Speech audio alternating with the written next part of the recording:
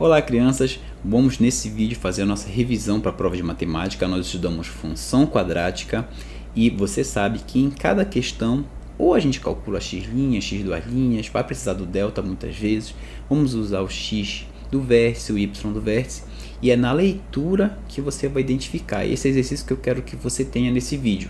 Leia a questão, primeiro dê uma pausa, faça a leitura e interprete. O que é que eu tenho que calcular? O que é que a questão está pedindo? X', x2', é o x do vértice, é o y do vértice? Tudo bem? Então, tente resolver primeiro e depois você compara com a minha resolução. Vamos acompanhar aqui na primeira questão. O lucro L de uma empresa é dado pela expressão, e ele vem logo com a expressão aqui pra gente, né? L é igual a n ao quadrado mais 10n menos 200. Esse n aí está dizendo que é a quantidade de produtos vendidos, está em milhares também. E o L é o lucro dessa empresa. E aí, o que é que a gente supõe, né? Que a empresa começa a vender, né, poucos produtos, tem prejuízo ainda, tá certo? Mas a partir de um determinado número de produtos, ela começa a ter lucro. E é exatamente isso que a questão está pedindo. A partir de quantas peças vendidas, essa empresa começa a obter lucro, tá bom? Eu pergunto para você, ele citou alguma vez a palavra máximo ou mínimo nessa questão? Professor, não citou. Então ele não quer saber qual o lucro máximo que essa empresa tem e nem quer saber qual o número máximo de peças vendidas, de produtos vendidos, não é isso? Ele só está querendo saber quantos produtos eu tenho que vender para que eu não tenha prejuízo. A partir daqui eu comece a ter lucro. Tá bom? Então é um problema clássico em que você vai ter que calcular o x' e o x'. Professor, x' e x' são dois valores. Eu já percebi aqui nas alternativas que eu tenho apenas um valor. Tá. Nessas questões, você está vendo que o c é igual a menos 200. Tá bom? Nessas ocasiões, o x' vai dar negativo e o x' vai dar positivo. Ou vice-versa. Tá bom? Vamos para a resolução que você vai perceber que uma das duas raízes da equação da função do segundo grau vai ser negativa e ele quer saber o positivo. Eu já expliquei isso para vocês em sala de aula, não é isso? Então vamos lá. Para calcular x' e x', nós vamos precisar aqui do delta. Vamos fazer pelo método clássico. Então o delta é igual a b ao quadrado menos 4 vezes a vezes c, não é isso? Calculando aqui, delta é igual. O b, professor, é 10, então vai ficar 10 ao quadrado, menos 4 vezes o a, que é 1, vezes o valor do c, que é menos 200, entre parênteses.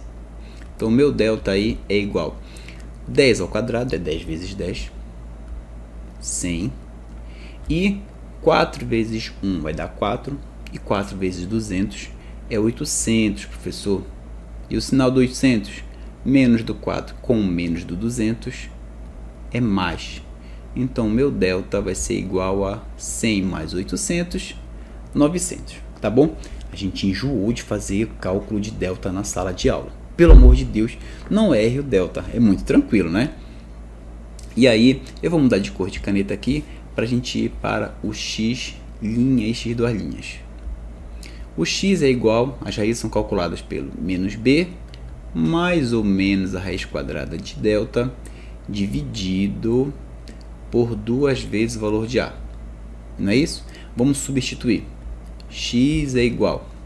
Professor, o b é 10, positivo, só que tem um menos aqui na fórmula, né? Então fica menos 10, mais ou menos a raiz quadrada de 900, que foi o delta que a gente acabou de calcular, dividido por 2 vezes 1, que é o valor do a. Vou passar aqui para cima. X' é igual a menos 10 mais a raiz quadrada de 900 é 30. Pode pensar lá. 30 vezes 30 dá 900. Então vai dar 30 aqui, dividido 2 vezes 1 lá embaixo, dá 2. Tá bom? A única coisa que muda para o x' é o sinalzinho de menos, né? X' é igual a menos 10 menos 30 dividido por 2. Aqui em cima, Menos 10 com mais 30 dá 20. Sinais diferentes, subtrai e atribui sinal do maior. Dividido por 2, e eu tenho aqui já a minha resposta, né? 20 dividido por 2 dá 10. Então, nesse momento, eu já poderia até marcar a alternativa correta, a alternativa C. Mas vamos ver se realmente a outra raiz, como eu falei, vai dar um número positivo. Já percebeu que vai dar, né? Menos 10 menos 30 vai dar menos 40, que dividido por 2 é igual a menos 20. Tudo bem? Então, o gráfico, se a gente fosse pensar no gráfico dessa função aí, ficaria uma coisa desse tipo, tá? A questão não está pedindo o gráfico, é só para você entender o problema que aconteceu aí com essa empresa. Essa empresa aqui, menos 20, aqui passou aqui 10, e aqui embaixo menos 200, que é o valor do C, não é isso? Então essa parábola faz esse trajeto aqui, ó. Volta aqui, vai ficar torta, pelo amor de Deus, tá horrível, tá? Só para vocês entenderem. O que interessa no problema não é essa parte negativa, porque não existe eu vender um número negativo de produtos. O que me interessa é só a partir aqui do menos 200, olha. Então ele ia vendendo e ainda estava no lucro, no início das vendas, um lucro de 200, né, 200 reais. E à medida que eles vão vendendo cada vez mais produtos, vai saindo do prejuízo.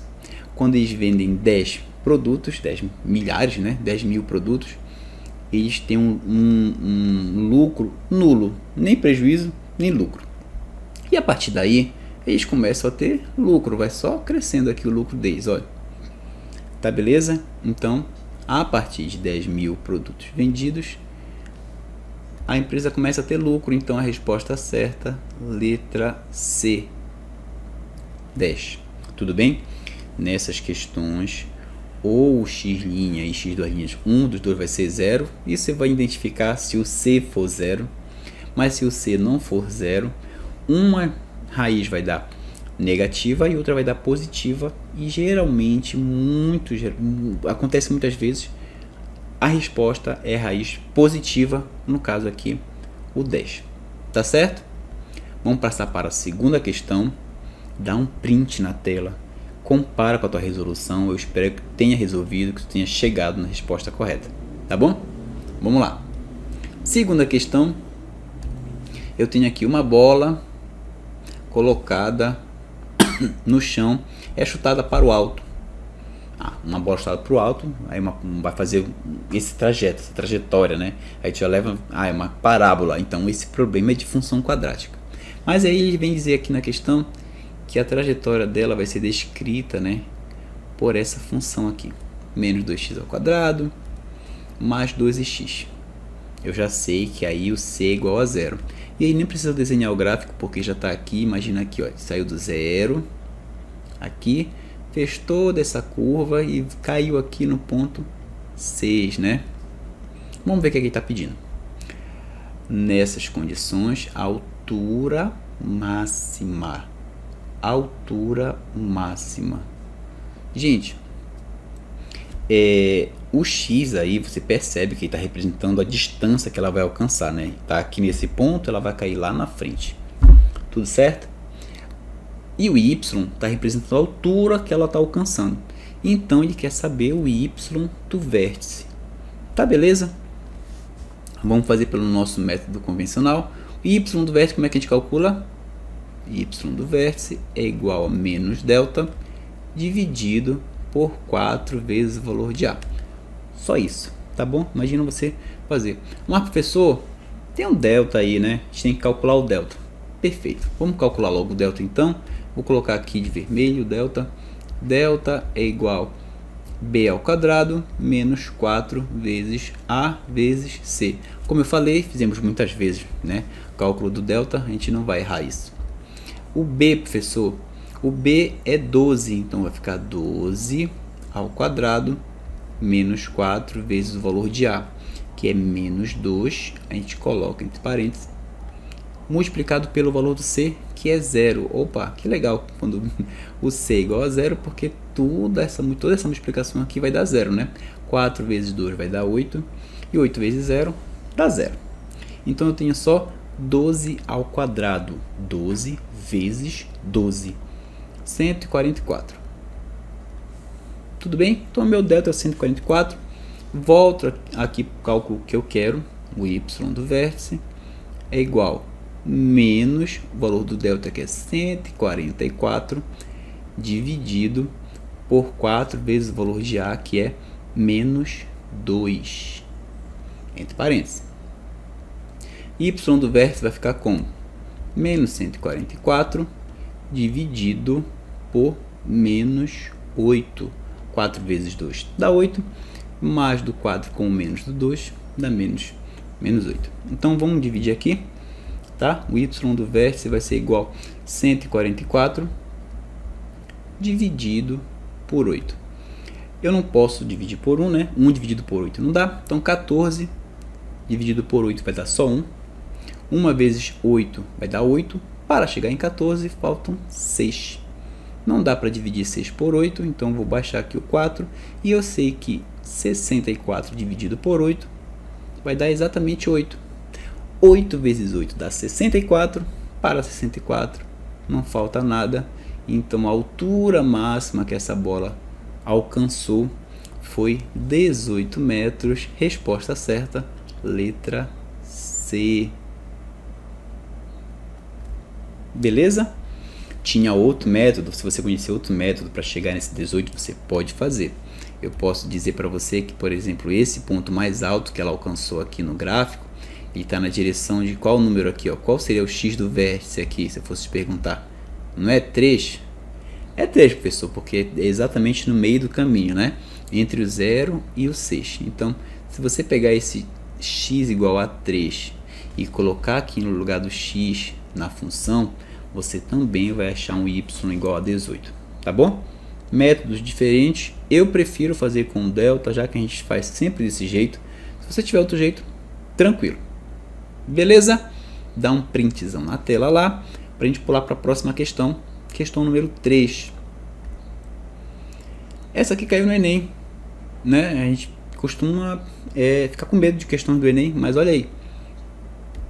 Uma pequena fábrica, vende seus bonés em pacotes, deixa ela aqui da frente, com quantidades de unidades variáveis. O lucro obtido é dado pela expressão, e aí vem com a expressão para a gente aqui, olha que delícia. Quando vem com a expressão bonitinha, é ótimo, né? O X representa a quantidade de bonés contidos no pacote. A empresa pretende fazer um único tipo de empacotamento, obtendo o lucro máximo. Opa, essa palavra máximo já me diz, já liga o meu alerta que a questão é de vértice, tá bom? Basta a gente saber se ele quer que a gente calcule o x do vértice ou o y do vértice. Fique atento.